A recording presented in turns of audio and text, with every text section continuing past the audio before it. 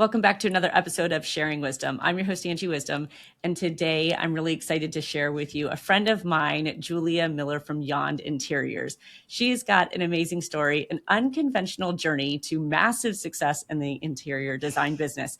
Julia, welcome. Thanks, Angie. I'm so excited to be here. I see you laughing as I say that. Yes, cringe a little bit, But no. I can't even miss that line right there when you're like cringe a little bit. I have to ask you, like, why cringe? I mean, you have this amazing following, this business. Oh yeah, I think it's just this idea of what success means, and have I been successful? Have I done what I came out to do? Yeah, all those things. It just feels hard sometimes, I think, and we'll get into this conversation a little bit more, but transitioning careers to feel like, oh yeah, I have had, and owning success is still, I feel like, a thing I'm getting used to in my life. That yes, I've done what I wanted to do if things ended now, and I'd feel pretty good about it.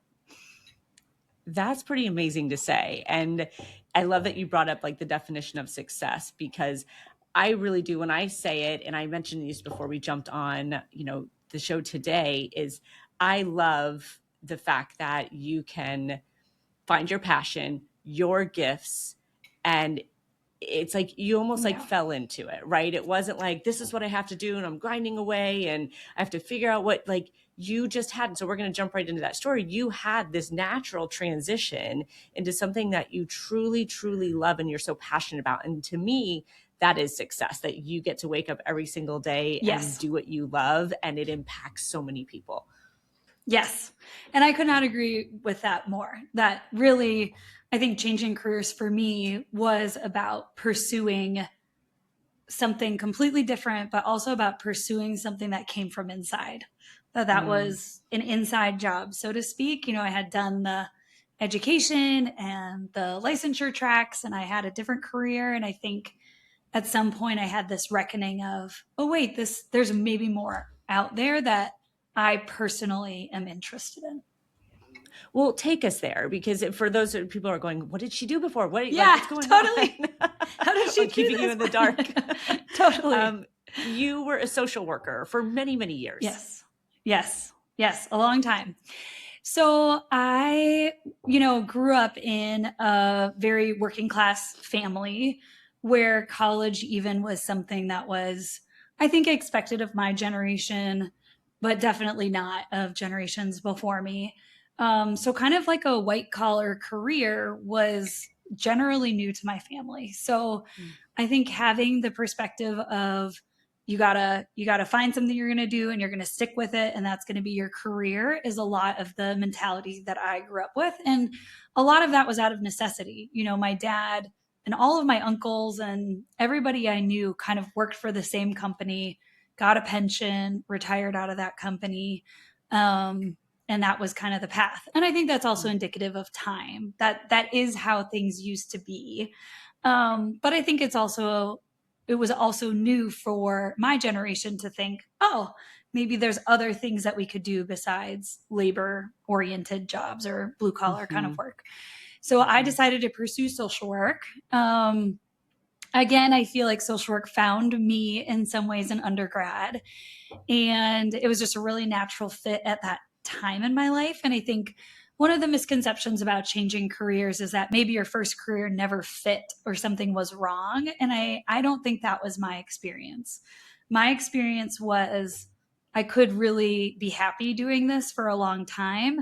And I just so happened to find something else that I was equally, if not maybe more interested in pursuing at that time. So for me, it wasn't, I wasn't searching for something different. Like I said earlier, I had a very established career. I worked for the federal government. I had all of the things you would want to have in a social work career: stability, good pay, benefits, all the things that sometimes don't come with a social work career. And it was through, midlife, a second kid, challenges with my second child early on in infancy that made me have to pull back from work a little bit more than I probably would have. That allowed me to start to think about what am I doing? Like, Mm, is like, do I want to punch in and punch out? Because that is the nature of the job that I had. It was they called it a tour of duty even. So the mm, flexibility was zero, but the security was 100%. So for someone like me coming from a family where security really mattered, that was something I valued. Um, so I just had this opportunity, I think, as I was parenting my youngest son at home part time, um, just this revelation of what else could there be for me? You know, yeah. if I died today, and this is what I tell everybody, just because to me it was a very personal pursuit, that if I died today and I was alone when I died, would I be disappointed that I didn't try to do something different? You know, Mm, like I don't really have anything to prove. And I felt interested in this idea of interior design, and it came about in a very organic way as well, which I can also give some backstory because that part is also mysterious. I love Um, that part. And I want to yeah, ask you about that, but yeah, I want totally. to ask you this. When Okay. you were, just because I love this piece of it, when you were pursuing your degree and going to college for social work and all of that, Yep. design was never on your mind, No, correct? Yeah. no, So I just want no, no, everyone to no, no, understand no, that this was not like never. some dream that you No, didn't pursue. It was not on your no. mind. I didn't even Yes. know I could do it. I mean, I think that's the super funny part is I didn't know I had these skills. And I think Yeah. part of that is because I grew up believing that I didn't even know this was a job.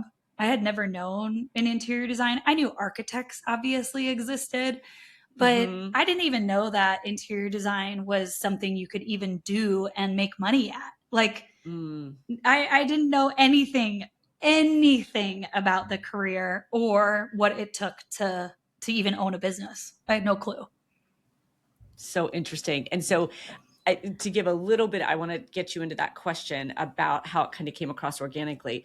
But I'm curious because I know that you redid your own house, and that's part of Yes. kind of where things came from. Chicken or Yes. the egg? Did it happen organically that you found the passion, or did you just happen to do your house and then tied it back together? Yeah, I would say, well, okay, so similar to what I said earlier, I didn't know you could hire an interior designer for like a big project or whatever. So my gut was just like, I'm going to do it myself. Mm, And through that, I had started an Instagram account mainly to keep in touch with like family that was at a distance and was interested in this kind of stuff. I mean, I obviously had an interest in design. I always had a house that was like put together as best as I ever could with the money I had. hmm. So like I knew it was an interest. I think I just didn't know it could be a career or Mm, something that someone would pay me for. But so I did my house, and I think as I was running my Instagram account, I was like, oh, people in general are very interested in this. And it at that time, it was like 2015 to 20, it was like 2016 to 2018 during that time. I okay. wasn't really on the internet a ton because I had small kids and my career was not at all on the internet. So like I Hmm. was on Instagram and some of these platforms occasionally, but it didn't occur to me the depth of which people are interested in this topic. Like I had no idea. And so I think I tapped an interested crowd at the right time as well. Mm, When people were just showing their own houses, doing their own thing, it wasn't so formal. Obviously, people had blogs, but it wasn't like super professional, and I fit that niche. So I gained a following of a ton of people I'd never known, but I had so much fun interacting with because I would be like, hey guys, I got my cabinet drawings back. um I don't know what I'm reading, but like, what do you think? And I'd do polls, and like I just had a lot of fun with it. And it yeah. ended up getting picked up by Better Homes and Gardens when it was done, and a local design firm reached out to me for a job. And so all of the things converged to a place where it was like, Julia, you're either going to do it or you're not. Like, you're either going to try to figure this out because the world is giving you some cues, or you're not, but this literally might be the moment that you have to decide what you're going to do. Were you like, So, what in the world? Like, I love the yes, innocence of, your Instagram, and you're yes, like, people are following me, and like everyone's like yeah, liking this. And then Better Homes and Gardens, were you yeah. kind of like, what is happening and what Mhm. and how is this It was so working? surreal to me.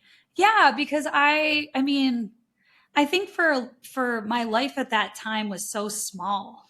Like I Mm, said, I wasn't like spending hours on the internet at that time. I my life was very small at that point. And so the idea that what I was doing was interesting to people was, I guess, not a shock because I was I would have been interested myself in that content.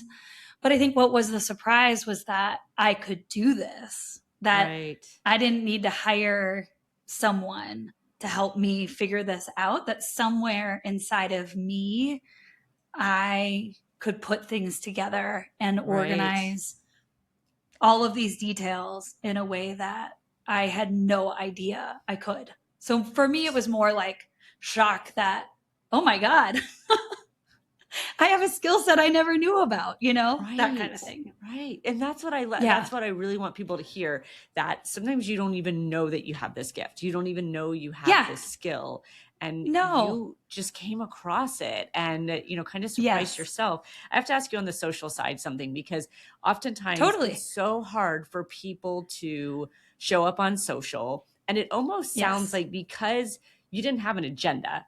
It's not like you were Yeah. marketing a business. It's not like you were trying to prove yourself as an interior designer. You were just innocently showing.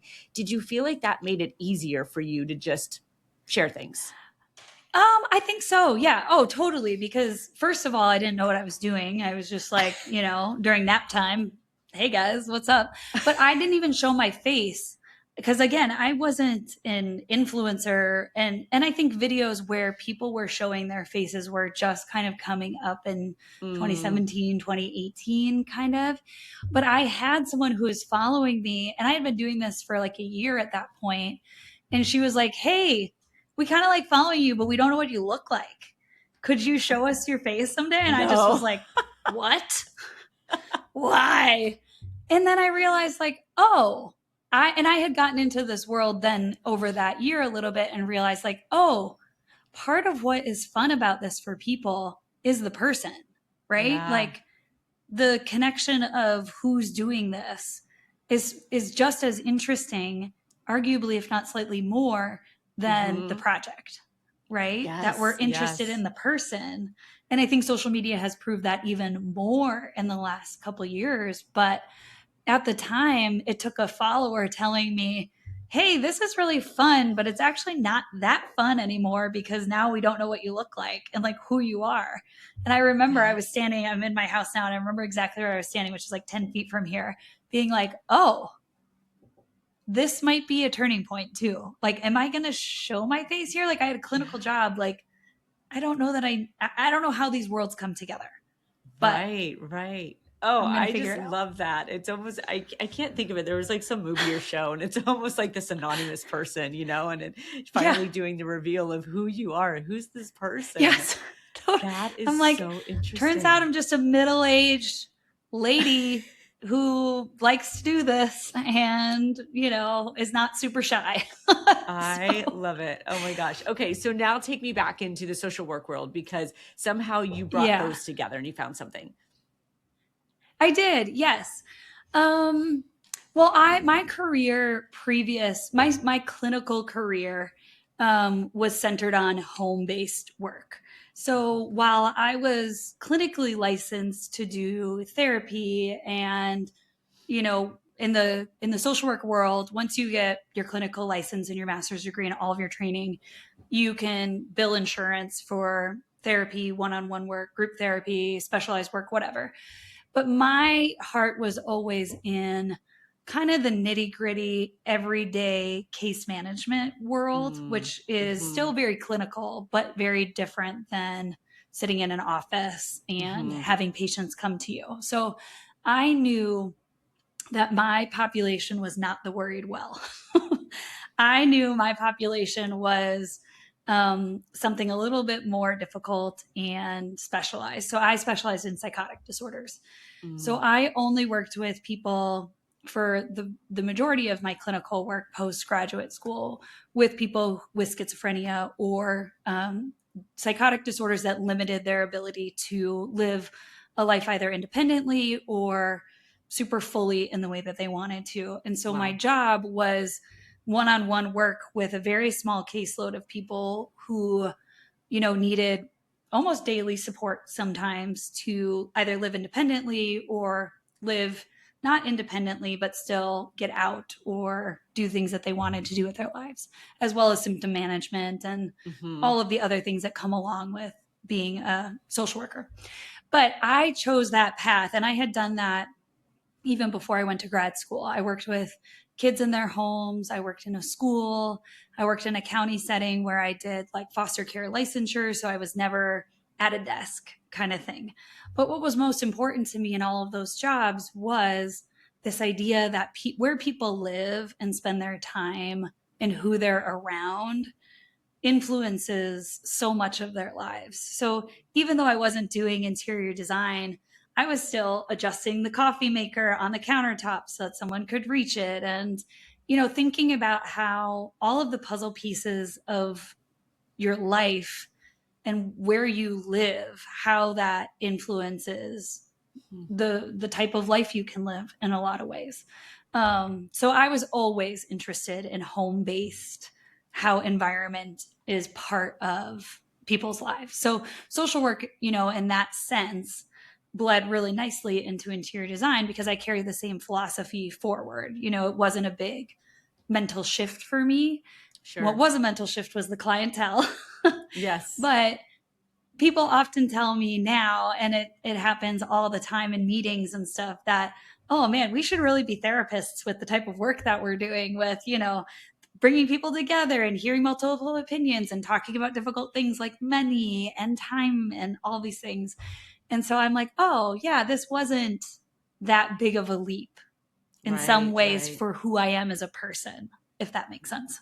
Absolutely. But I there's just like two pieces to that. And I know we've talked about it and we'll bring it in the conversation. One, like the handling of emotions, like you said, and dealing with clients. Yeah. But I find it so fascinating because anyone who isn't in the design field, I do not have an eye for things. I have no problem saying that. I mean, my husband has a better eye than I do. I'll take pictures and there'll be a trash can in it. And, you know, I just don't see it. And so for you to be able to like walk in a house and know that certain things, when you were still just, you know, in the social working space, that certain things needed to move, that be arranged, that would impact the way that somebody feels and just develops and lives in their home.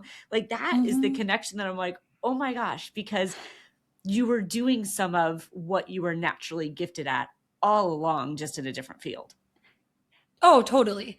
And I think it's those micro movements that inspire me today still. Yeah. This idea that I can create not only, I mean, our projects are huge and expansive in a lot of ways, but what I find the most exciting is those smaller things where it's like we thought about every single detail, the outlet placement, the light placement, how your faucet feels, to give someone an experience that, you know, they wouldn't have gotten if we didn't work together or if they hadn't hired us or hired a designer. But to me, it's the joy still comes in the smallness of those moments. And the smallness of those moments is what, to me, creates the ethos of our work. So important. And as I sit here and listen to you share that, I can think of so many moments in my life and homes and when we've redone them and we've been built one. And I'm like, and where were you? Because I feel like people did not really think about the details. Yes. And it does make such a difference. And later you're like, why is this here? Who made this decision? Yes. And we go to, I mean, on the Jan side, so on the interior side, I mean, I go to great lengths for clients to know what they can opt in and opt out of, because I feel like sometimes what's missing is that education about how things will work out in the end. You know, a lot of interior designers have, I think, a bad rap because we're like, oh, we just look at colors and pillows and we come in our high heels to site and, you know, expect everything to work out. And our studio is very much like, no, it's like function first. It's making sure that the detail makes sense. that the comfort is there. And if it's wrong, I mean, we fix it, like Yeah. if we didn't miss the mark, that's our responsibility. But there's a lot of effort put into understanding how people sit on the sofa and how you get ready in the morning that leads to our final work. And also too, I think who someone is. So our latest project in AD was a woman or a family that came to us and said, I had this amazing childhood that reminded me, I think she said, of like boiling pasta water and the smell of the forest or something like this. And she's like, I want that essence to be in my house again. Like I want to Wow. live in that feeling. And we were like, okay, in order to achieve that, this is what we're going to do. We're going to create this experience for you in hopes that you feel these feelings again. So, yeah. So sometimes it comes both through the nitty gritty as well as the more ethereal, like, this is what I'm aiming for in my feeling world of my life. Yeah. So do you feel like, and I want to take back to the transition, people are like, well, wait, how did she get here? You just said Yeah, AD totally. and like, Yeah. you were still social worker a minute ago. So we're going to backtrack on that in a minute, but I have to know, like, with the way you just shared that, like, oh, the boiling pasta water and, do you feel like you get to create, better might not be the right word, but just more in sync projects when somebody can articulate so well to you, like this feeling and this essence versus like, make my home pretty. Yeah. Oh, totally. And I would say that's one differentiator for me as a creative director is I I think that beauty obviously is in the eye of the beholder, but beauty I think is like in full color when it's in context for something or someone. So we work on projects of what I call like heritage or historical significance, generational significance sometimes for a family.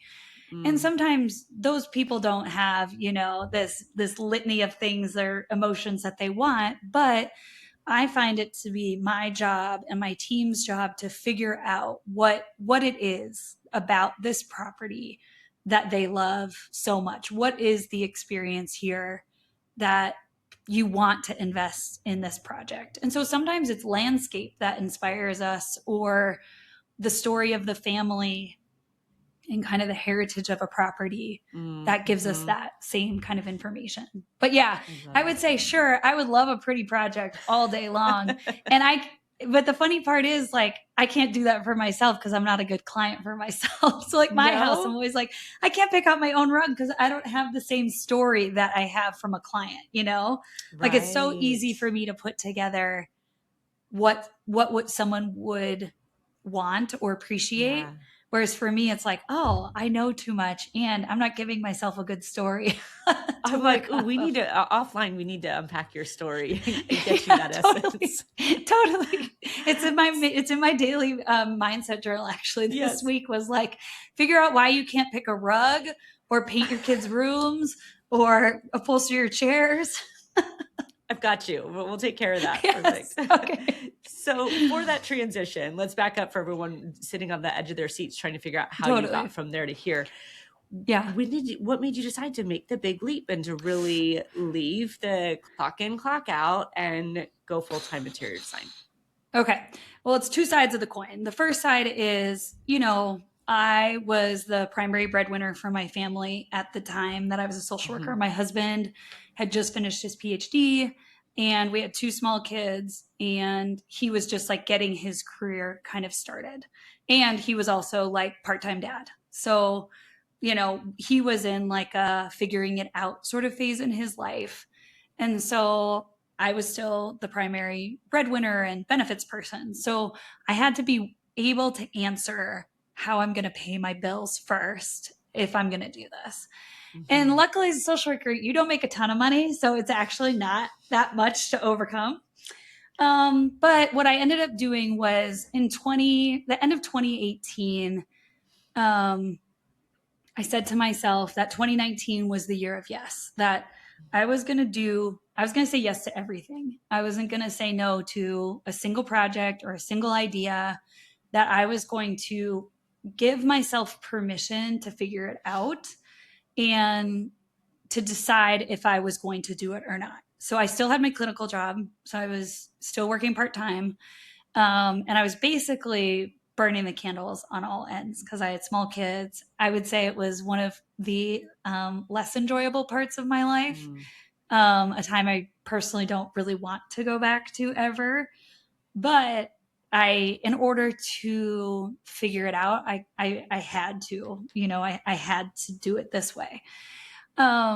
So I basically in 2019 said, okay, I'm going to say yes to everything. And at that point, my Instagram account had been growing, and I realized, oh, this is the ticket to me getting clients and figuring it out. And so people would just DM me, hey, can you find hardware for my cabinets? I can't find any. And I'd be like, sure, give me $500. I'll do it for you and I'll have it to you tomorrow. Or like, I need a lighting plan and, I want to spend this much. I'd be like, okay, here's like a sheet. And then it started getting more formalized where I'd do more e-design, where people would come to me and I'd design the whole room for a flat fee. And so I was doing that kind of work. And then I started getting bigger projects through that. And I was sharing all of this on Instagram as if though I knew what I was doing and had the authority to do all this. But through that, I gained enough clients that by February of 2020, I could quit my federal job. So February 4th of 2020, which if we remember, especially in Minnesota, COVID was like 1 month away from shutting everything down. So in some ways it was serendipitous, the timing, because COVID reignited our industry in a way that was pretty unexpected. Yeah. And so I got a ton of clients. And I always want to call this out because I think sometimes people who are starting their careers, it takes a lot of grit. And I cannot downplay the amount of effort I put in and sacrificed to get to where I am. But I also think it's so important to recognize how time and place also affect your trajectory to some degree, and external factors that you just were at the right place at the right time. And COVID for our industry was that. Like you couldn't work enough for the demand that was there. And so I ended up hiring, I got an office. And so when people are like, oh my God, hockey stick growth, it's like, yes. I mean, I have strategically made a lot of decisions to get here. And yeah, I was given a softball when it comes to getting my business started. And so I feel like it's always important to recognize that, especially for people who now are like, oh, it's not that easy. And I would agree, it is not as easy as it was for me. But I'll say one more thing. The other side of the coin was this function part, this how am I going to make money? But the other side for me was I had a brother-in-law who I'm very close with. And about 2018, he said to me casually, like really, not trying to make a statement, just like, Julia, like, when everybody's like winding down at the end of the night, reading a book or on their computer, you're looking at sofas. Like, what are you doing? Like, what is this? Like, why do you care to look at pictures of things you're never going to buy? And I realized like, oh, I actually like this. Like I spend a lot of time looking at images of furniture and Pinterest. And, it was just one of those things where it was like, oh, I didn't even realize that I was enjoying this, or that this was how I was choosing to spend my free time. So that was also really important. And then I have my cousin married a wonderful person who's a dear friend now. And when I was like, guys, I don't know if I can do this, I was like in this really difficult spot. He just looked at me and he was like, Julia, why not? Like, just stop. Like, why can't it be you? Why couldn't you do this? Like you have built another career. You're a capable person. Like it could be you. I don't understand. Like he just was like, just shut up about this. He said it in the nicest way, but it was that moment of like, oh, you're right. Like, I kind of just have to do it, or I have to decide. Like, I'm not going to be given anything else. This is what I have. Right. So I think both of those things too, on the emotional side, help me feel like, oh, okay. I'm so glad you brought, well, first of all, like how great to have somebody that can kind of like give you a little check, right? Oh, totally. And, and both of those times too, they weren't trying to do anything, they weren't trying to They were just like, I see this as it is. What do you think? You know? Right. And They're just looking at it from the outside going, right. this is what we see. Yeah. And I'm so glad you brought up some of that, like, oh, I don't know if I can do this, because it's something I wrote down as you're talking. I feel like some people are like, wait, you just put your Venmo out there and you're like, $500 for this, $1,000 for this. And I know you're an achiever, correct? Enneagram, Yes. right? So Yes. I'm going, seriously, because there's usually a lot of, it's got to be right, perfectionism, is it good enough type of mentality. And I know designers today that still sit in that space of like, well, am I good enough? And they've gone to schooling, they've had years of experience, and here you are just like throwing it out there. But I am now hearing that there was some self-doubt in there a little bit. Oh, for sure. And I think, I mean, and that's why at the beginning of the show, I was like, am I successful? Like there's still, imposter syndrome. And I still feel, I had a call with a wonderful architect yesterday, and I found myself being aware that I was kind of looking to him to approve me, to feel like like he thought I was good enough to talk to him. So those things still creep up for me, where I'm still looking for someone else to tell me it's okay, or I'm doing it. And I hope that goes away at some point, because I don't think I need that forever. Yeah. But yeah, it's definitely, and I think in this industry too, it's really easy to level yourself against someone, because everything we do is so public, right? Mm-hmm. If you like this space, you like the space. If you hate it, you hate it. And it's kind of out there. So social media is a never ending stream of, comparison. So it makes complete sense that, in our industry specifically, that kind of self-doubt is super prevalent and very common. And, something it's I think a lot of people you, struggle with. right? Like Oh, all designers, yeah. it's So your craft, personal. it's your artistry, like it's your specialty. So if people don't like it, it's not that that's not okay, but it is like, you created it, right? And so there's got to be a lot, it's a blow of work. Yeah. You're like, just say it. Yes.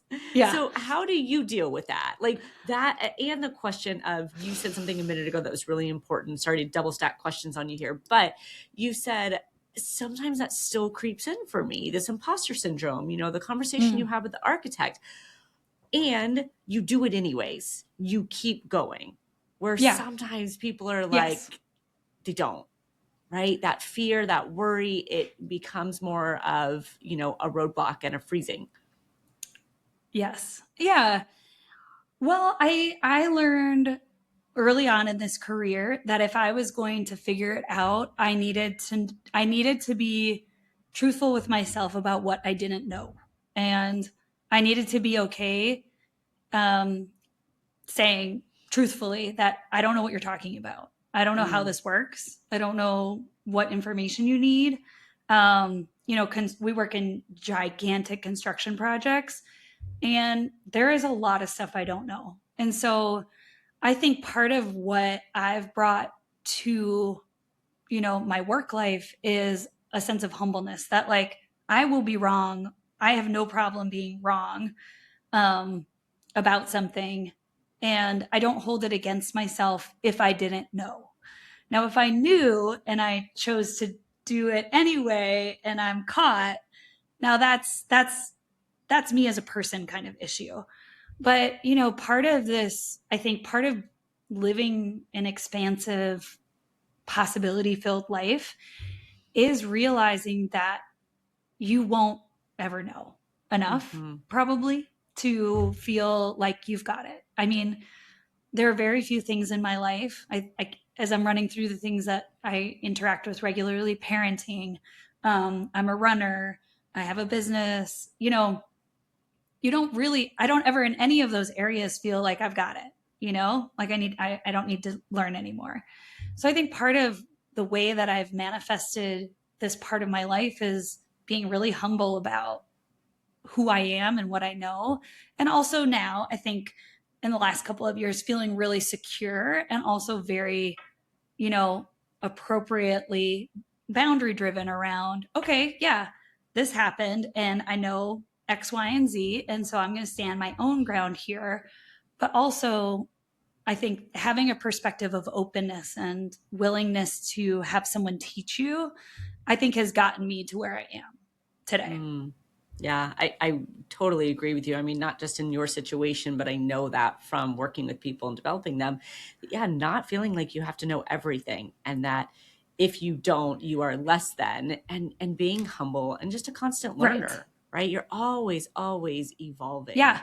And that's what, Yeah. makes you great at all areas of your life. So I'm so glad you shared that. You did say something though. You said, I've gotten to a place where you do have kind of this level of confidence and belief. I'm curious if that happened internally from a mindset perspective, or do you feel like you hit a certain point in your business where you're like, okay, I'm at least to this benchmark and that kind of checks that box for me? Well, I think external accolades and stuff helps. So I feel like, yeah, having our work published and having our stuff be recognizable, certainly helps me feel secure. Like, okay, these people aren't lying to me. They Mm-hmm. didn't have to publish my project. It certainly helps build that confidence, but it's just a dopamine hit at the end of the day. It's just like a feel good.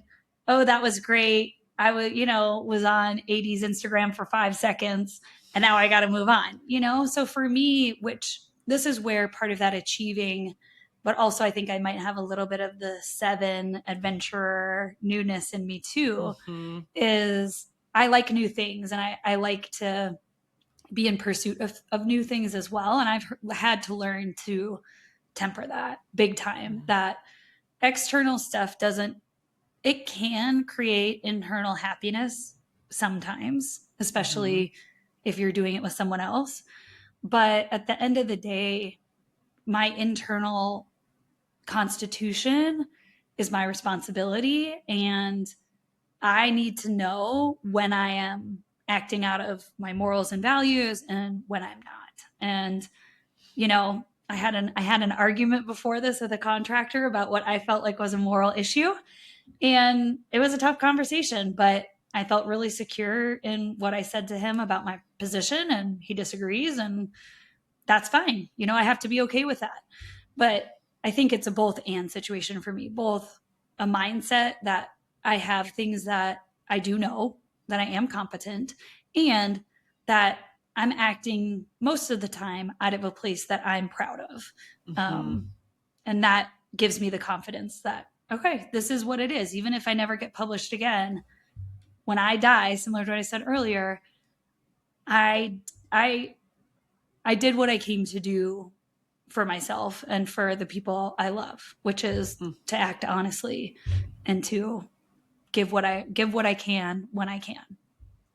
I love all that. And you're like speaking my love language, right? I'm going self-trust, right? Self-worth and this Yeah. integrity. And what you're saying basically, like, I know that I always have to check it. That's your Yeah. responsibility, your ownership to be in alignment and check in with that.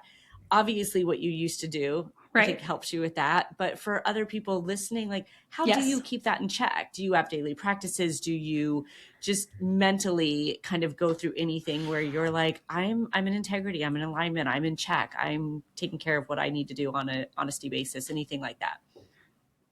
Yeah. I mean, well, I do the daily mindset now after you told me about it a couple weeks ago. So that actually helps people. It really helps. So she's not paying me to say that, but no, I think really, taking time, and I've had to do this throughout different points of my career, but taking time to really focus on what is important to you specifically and developing even loosely a set of values that you align with, I think is Mm-hmm. like a non-negotiable. Like you have to know what you believe in and what you stand for and what you don't. So I think that like values oriented work is something I've always been really passionate about and was really a guiding force in my own life. But I also think too, one of the things I don't know how to explain, or I don't know if everybody sees it like this, but I think in your gut, if you are at least a little bit self-aware, when your gut is giving you that feeling of like you're not being truthful about this, or you're trying to get something out of this situation that you don't deserve, or you're trying to cover up a mistake that you made, um, or from the other side too, like this contractor conversation I had where I'm like, no, I'm not taking that on. Like I'm getting that feeling of like you're trying to do something here, and I'm gonna kind of like, there are those feelings I think that everybody has, and everybody's in tune with them maybe differently, but I think that gut feeling of like you kind of have to be willing to look at yourself honestly and know when you're right and when you're in your wrong, kind of, um, is really important for me. Is like you could get a million perspectives. People could tell you to do it and not to do it, and at the end of the day, you have to figure out for yourself what feels good. And so, yeah, so trusting my gut has been huge, but also I think learning about myself. Like, what do I care about? What am I interested in? All these things. Cool.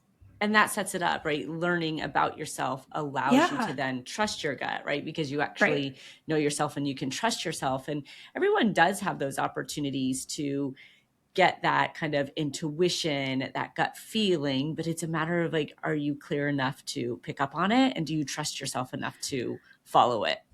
Yes. And I would say the other thing too, that's I think super important is, do you have other relationships that will tell you, that will be like, you know, like my husband is a huge supporter of everything I've done. And I think is one of the reasons why I could do this in the middle of my life. But along the way, he has told me some hard truths about my work ethic being unsustainable and, you know, all of these things, right? That I'm sacrificing other things in my life. And maybe I wasn't calculating those in my, you know, drive to the success. So I think you also really have to work hard to develop relationships with other people that are safe and secure, that can give you that perspective that you will listen to, and figure out what to do with. Yeah, I kind of giggled a little bit when you say that because I'm like the true achiever, right? And yes. Oh, totally. Really? Everybody is baffled. Yeah, yes. Right. Oh, everybody's like, what are you doing? Right. Like I have several businesses and, whatever. I run marathons and like, there's all of this external stuff, but I think he's right. Yeah. I mean, I wasn't the most present parent for a long time. And that's something I regret and have worked exceptionally hard now to deal with. So you have to, I think, know, we all have limited time and energy and things. And so you have to know what you're giving up to pursue what you're after. Yeah. Because I don't know that they always pan out perfectly. Yes. No, they don't. Speaking of other businesses, I do want to kind of call out, and I know you might kind of cringe when I say, but you have had a lot of mentions, right? Better Homes and Gardens and Jenny Canes. And like, there's been a lot that's come out even recently, your AD exposure, right? Totally. Congratulations on that. Absolutely amazing. So I'm just curious when that comes along, and I know you talked a little bit about it from an external standpoint, but was any of that goal oriented, or did you seek it? Did you hope that one day I'd have, one of my projects in AD, or did it all just come around for you? Well, I mean, I think I've sought it intentionally, pitching projects and getting things set up so that we can be published and doing all of those PR type things. I think I sought it because I knew that in order for me to take myself seriously, I needed to have some of that external validation that like, okay, I have been published. I have a right to be in this circle kind of thing. And, part of me now doesn't need that as much. But I think when I was transitioning careers, it felt like a way for me to be taken seriously and to be established in this industry that is incredibly difficult and cutthroat in some ways. So I think intentionally I knew, okay, in order for me to feel like I can come to the plate, I'm going to need these. I'm going to want these things. But I think now I feel like, you know what, as long as I'm making meaning for someone else and that someone else is our client, and this never gets picked up, I have to be okay with that, because my goal in all of our work is excellence, as well as, bringing up the most creative, exciting ideas to the table, and client happiness, and, all of that. So, I've reordered stuff, but I'd say it's both. Just that short list of all those non-negotiable mandatory. Yeah. Yeah, totally. I love your honesty. I really, really, really do love your honesty around, like, yes, whether you wanted it and needed it and all of that. So you had this business go absolutely bonkers for you. And then you decided you had so much extra free time. You would just start another company. So what inspired the furniture line? Okay. Yeah. So Brunel. Okay, so one of my other values is loyalty. Like I believe in second tries and keeping at things and being loyal to people and places and things. And part of that now has become my team. So I have a team of 5, and they all are individuals themselves and creatives themselves. And I always have told them, even early on, that, hey, if you've got something else in your belly that you want to do, and I can be a partner or help you figure it out, like that's what I want to do. Like I'm interested in, setting this up both so that Jan succeeds, but also like I think the success of Jan is the success of my team. So we had been kind of white labeling some of our furniture designs to a company. I just would get a commission when they'd sell it, and it was just kind of a passive, thing. But my lead designer, Samantha, came to me. She's been with me basically since the beginning, so almost 6 years. And she said, Julia, we're not selling another thing. I'm not doing it. You're not letting our work go. Like, because I was like, guys, let's sell these nightstands we just made. They're so great. And she's like, no, we're not doing that anymore. We're not. Like, so she came to me and she said, and she had always kind of said, 5 years, I want to start my own business. So part of me is always like, oh man, that 5 years is coming. But she said, she took me out to coffee and she said, I want to be a 50-50 partner with you in a furniture business. I want to be a co-founder. I want to put my own money in. I don't want this to be a handout. This is not, I want to do this the right way so that I have ownership over this. And I said, great, let's do it.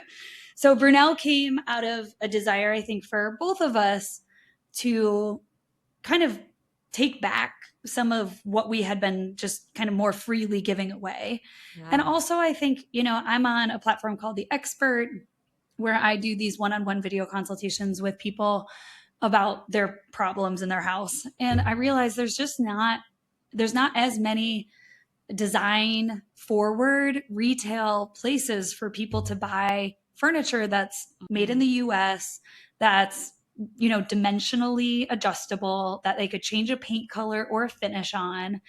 And so I was finding myself at a loss in a lot of these calls with people to be like, I just don't have a recommendation for you because we make so much of our stuff because I can't find this in a quality that I feel good about. So it was like both and a market issue. Like there's a huge market issue for it, but also this need for both of us to kind of maintain a little bit of control over what we already had been doing for every single project. The other part is we work with so many amazing people. So we work with a woodworker, we work with a cabinet guy, we work with ceramicists. And part of it too was just keeping those people close. Like we like working with you. This is another opportunity for us to even be more creative together, to co-develop stuff. Our woodworker and our ceramicist are now combining to make a table for us. So it's just fun. And it's all been Minneapolis based, and it's been really a good community building thing. But yeah, it was also like, sure, this is a natural opportunity for us. So fun. I hear your 7 in there, right? That enthusiast. And yes, like, okay, I'm totally. Yeah, right. I say no to nothing. That's also it. Yeah.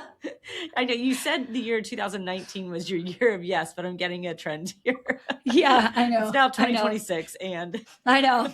10 years in, yeah. Now my kids are even like, good Lord, Mom, can we just stay home? I'm like, no, there's so much to do, guys. Let's go to Europe.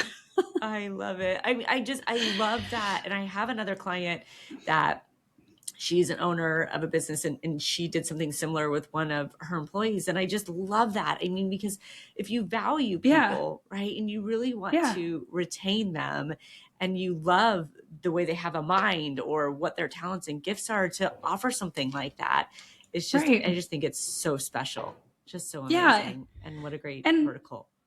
yeah, and those are the people you spend your life with. You know, like our families obviously are important, and I don't think anybody would ever argue that, but I don't think we think enough about who we're with in our work lives and what that environment is Mm, like.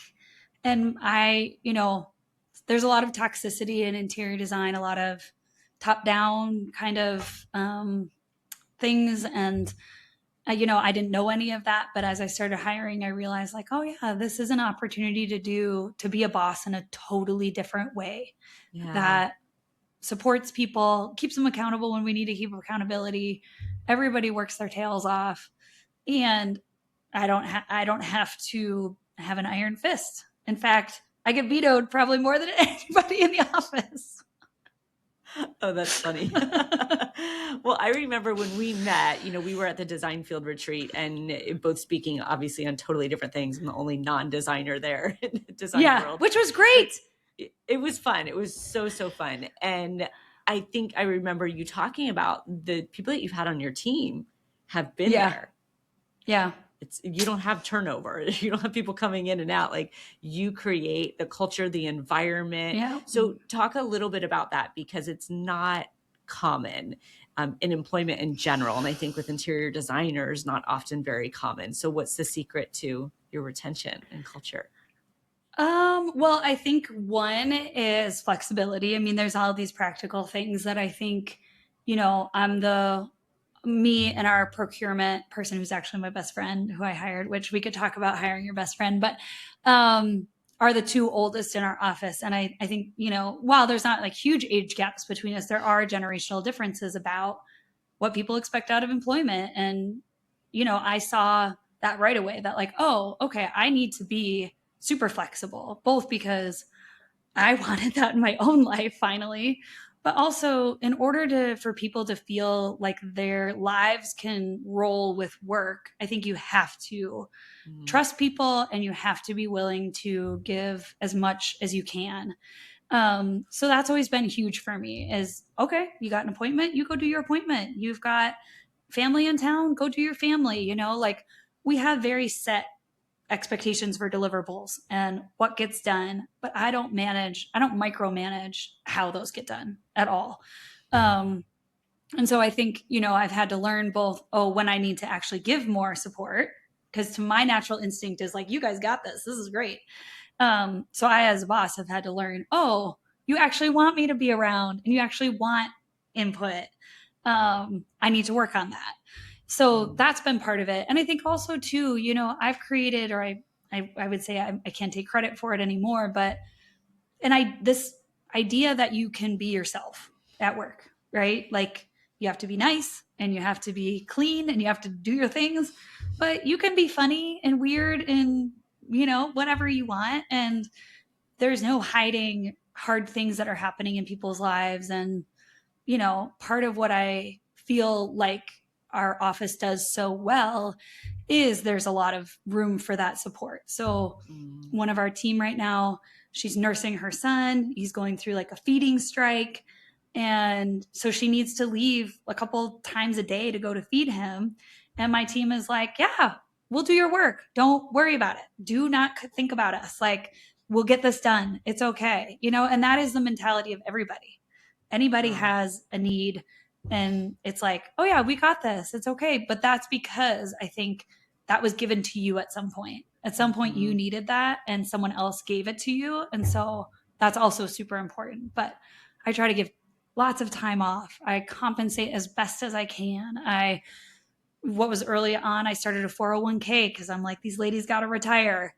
I mean, I feel like I've been trying to give as much as I can to not only the work environment, but also, making their lives work. People can buy a house Yeah. on a salary, hopefully, that I provide, and Hmm. all of those sorts of things. But You can bring your dog to work. You could work from home sometimes, whatever.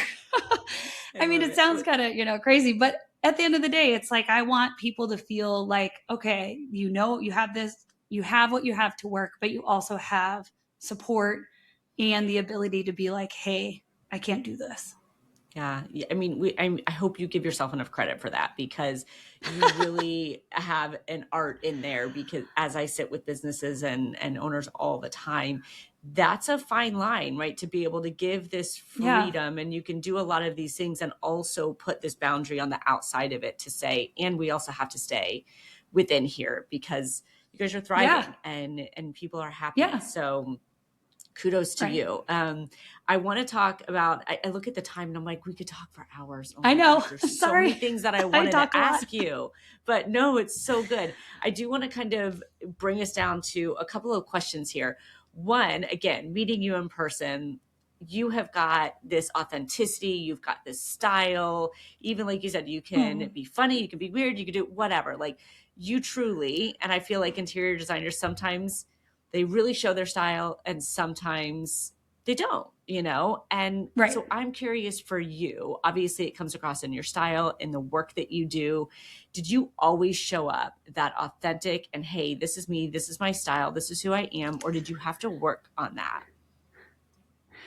I think I have to work to be quieter sometimes. Like, I think one of the things about my personality is like, I normally am pretty happy. Like I am a naturally optimistic person, to the point that one of the things that's hard for my team sometimes is I'm like, guys, it's going to work out. And they're like, yeah, but it's going to work out because I have to figure it out, So I have had to work, and I'm still working really hard to not be dismissive of other people's experiences when I feel like, oh, it's going to be fine, Like I tend to kind of just gloss over some of that. And so I think part of the effort I'm putting in these next couple of years is like figuring out, okay, what is the discomfort I'm avoiding, or why am I feeling like I could, why we could avoid all this. So part of that is part of my personality. But I'm also like a loud person. And so in some of these super professional settings, some of the things I've had to learn is like, Julia, just tone it down, like, you can be that in this setting, in this other setting, that's fine. But in this meeting, you got to keep it together. You don't have to say what's on your mind every time. You can just nod for a minute, So I think for me too, it's been learning that like, oh, sometimes that optimism comes across as dismissive. And so I've got to work on that. And also sometimes this like bubbly, oh, hey, isn't the right thing sometimes, so it's a both and. Like I can't, if you meet me on the street or you meet me in the rest of my life, people are like, oh my God, she knows and does everything, and that's who I am. But I think that there's this also tempering that I've had to learn is, okay, sometimes that's not the right time or place, and you need to tone down how loud you talk on the phone. It's so funny. I don't even get that from you. Like, I don't get the loud or the talking a lot. So as you say this, I'm like, oh, that's so funny. Like, I don't even pick up on that. But I love your awareness. I had to have a cubicle separate from everybody else when I worked in social work, because I would talk on the phone and everybody would be like, what the? Shut up. So there's just, but some of that brightness in my personality is very natural. And for people who don't have that same optimism, I'm always like, I don't know how it comes, like I face adversity as well. But part of that is just my constitution. Yeah. Well, I have to kind of back you up on the positivity, because I mean, really, it does always work out, doesn't it? I mean, I think so, Angie. I'm with you on that. Yes. I mean, what's meant to be is meant to be. It's going to work out. Yes. Right. And it may not work out how you thought, and you may not know how it's going to work out. Right. But it's not always your way, but right. We're all here. Right. Exactly. We bounce back. There's resiliency. Yes. So I want to kind of bring it to an end here with almost the expansion, because you do not just do work in your hometown. And I'm curious, my biggest question is it your particular style? Because you have such a definitive eye and style, and I don't know if you only ever do that style, but do people seek you out from other states because of that alone? Like, this, I want it to be Yes. just the way you see it. Yes. Yes. Yes. And that Yes, yes. that is the dream. That is like when we talked earlier, like I could do a pretty room, but if you don't Sure. if you're happy with my pretty room versus somebody else's, I might not take you as a client in some ways. Yeah. Just because I want someone to trust me so much that I was the one for them, that they believe that I have their best interest in mind and that I and my team can do that for them, you know? So, yes. So it has been that kind of singular aesthetic and also that idea that people want us. Yeah. And it's so distinct. Like, I wish, I don't know, I'll have to find a way. When I share a reel, I'm going to put up some of your projects and stuff and some of your pictures. Okay, yeah. But because I think it's just so fun. And I share a little bit. I want to do a couple like speed questions because I know interior designers are listening and have questions. And yes, kind of just the people, everyone that was watching your Instagram years ago that didn't even see your face back then, they're probably listening too. And so I want to know, one, what's your favorite project? What's your favorite project you've ever done? Oh my God. They're like babies, so it's hard to pick. But I think I'm most proud of, oh man, that's so hard to say. I'm most proud of some of our more recent work, I think, in some ways because it's more of my team's work. So I like that what you're seeing now from our work is other people's ideas. And so I think I'm really proud to start to show more of that. And we've got a lot coming out this year of other people's ideas. So I think my earlier work is obviously, I think, you know, the best I could do at the time. And I'm super proud of what I accomplished. But I think what I'm feeling now is like, my children are graduating and like look at what they did, you know, kind of thing. So I think some of that is coming up and is fun. Love it. Yeah. What's the most interesting location you've done? State, area? Yeah. So I'm a mountain person myself. I love the mountains. We have an epic project in Aspen that we have had the best clients on and the best build team. And it's been just like a woo-woo sort of thing. And we're installing that next week. So I would say that's been a really great project. But I love anything in the mountains, anything where someone can do something adventurous outside. Yeah. You know, is I think my favorite setting. As you say that, it's almost like, yes, it can almost see like you want to create the space that when you come in from outside, it's like so good. Yes. Right. After you have your adventurous Yeah. We day do a lot of cabins. Yeah. Right. We do a lot of ski places, a lot of cozy sorts of homes where people want to like, okay, I did my thing. Now I want to chill. Yes. What is and you might have answered this earlier with the hardware, the $500 hardware question, but what was like the smallest project that you ever did and got paid for? I did a paint consultation at someone's house, which was, again, I don't think I truly deserved to have done it because I didn't even know what like an undertone was of a paint. Like I had no idea. So the fact that they even paid me $30 to come, was a miracle in and of itself, to be honest. But $30. Yeah. I went to someone's house for 2 hours for $30 when I was 37 years old. Oh my gosh. I love that. $15 an hour. Yeah. I love it. And I asked and I was thrilled. I was like, wow. Right. That's impressive. Okay. And my intention in asking you that is the people here that like it starts somewhere, right? And you can look back on that and go, oh, for sure. Yeah. Oh, so good. And it starts small. Yeah. It starts with those small decisions, you know, to be uncomfortable and to do a thing you haven't done before. You know, that's how it starts. Yeah. I feel like you have probably had to be at where you are and what you've created, multiple businesses, some of the stuff you shared on your personal journey, you've had to be uncomfortable many times. All day. Not all That day, right but there. yeah, there's a lot. There's a lot that comes up in this industry. There's a lot of money and a lot of perspectives. And yeah, a lot of my day is like, okay, and I'm the boss. So I alone get to have some of those difficult conversations. I feel like that right there is almost like the bow of this whole podcast. Like, if you are not uncomfortable often, it's a sign, right? Yeah, If you I want to think be so. moving and you want to be growing and you want to be expanding and you want to be testing your boundaries and soaring for something different like that, you've got to be Mm-hmm. willing to be uncomfortable. Mm-hmm. Yeah. And I think now I'm in a position, I think I mentioned this when we were at that retreat a little bit. Like now I'm in a position where I also have to be willing to let it go. Mm, That I've built something I'm super proud of, and I can't white knuckle. I mean, I feel like I white knuckled it for a long time. Like I'm going to just, whatever it freaking takes. And I mm-hmm. think now, I have a little bit of a broader perspective on my own capacity, to be honest, about, oh, yeah, I've done this.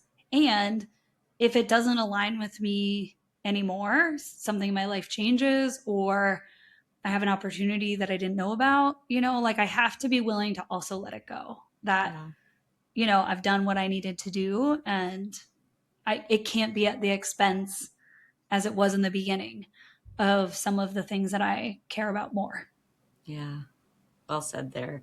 One last question for you. What's the biggest misconception in your industry? If an interior designer, you can even do it from a client and interior designer standpoint, but I know there's a lot of interior designers that look up to you that just, you're a mentor, you're an inspiration. So what's that message you want to give them as far as misconception or just something they should know?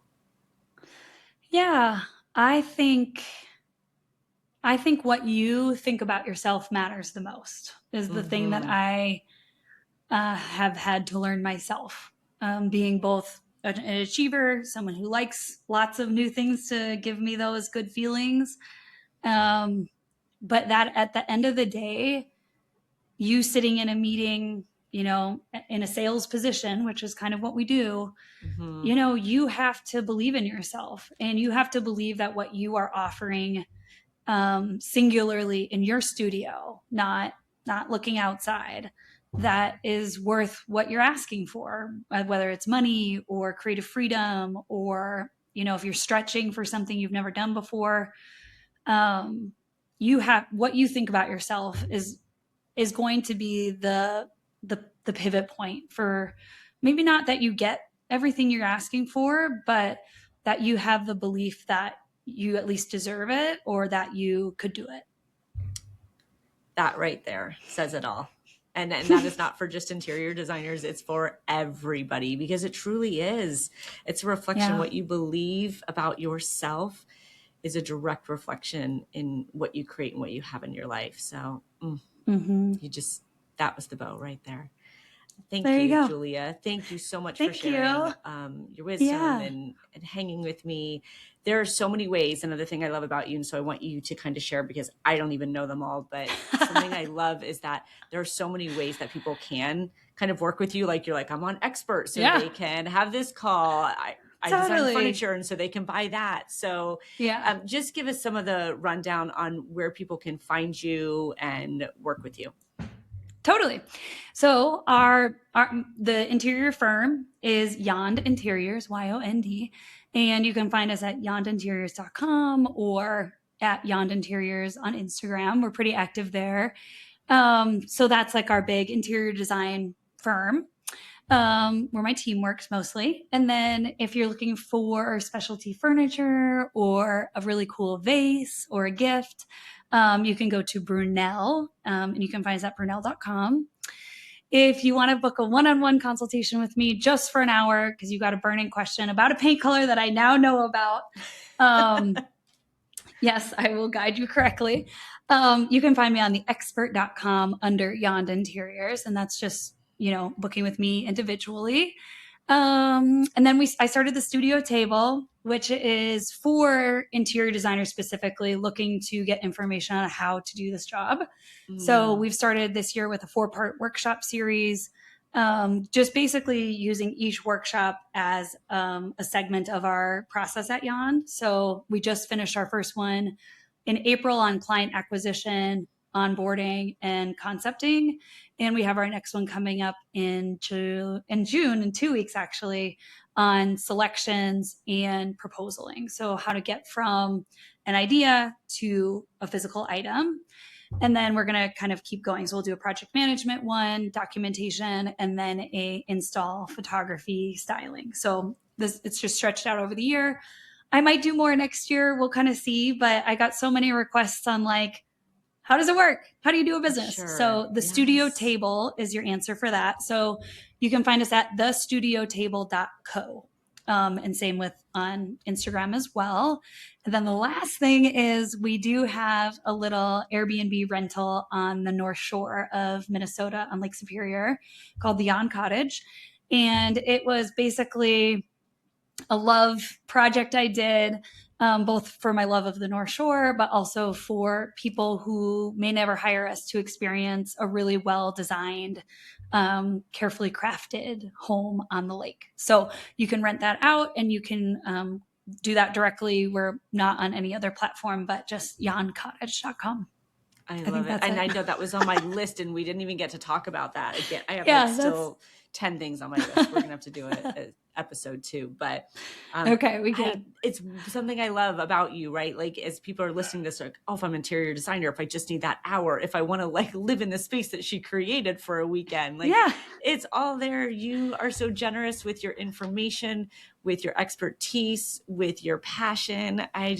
You make the world a better place, Julia. So thank you for sharing. I appreciate it. I'm glad our paths crossed too, because I think interior designers need to know the power of their own mind. So I'm thinking about ways that we can partner in the future to join our forces someday. But I think what you offer is something we as interior designers don't often think about enough. So it's a very symbiotic thing. It is. I love it. Well, thank you for being here. Yes. And if anyone's listening to this episode and they have enjoyed it and they've been like, oh my gosh, my interior designer friend needs to hear this.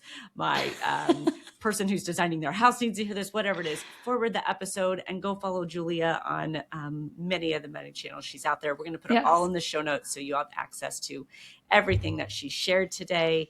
Thanks for tuning in and have a great day.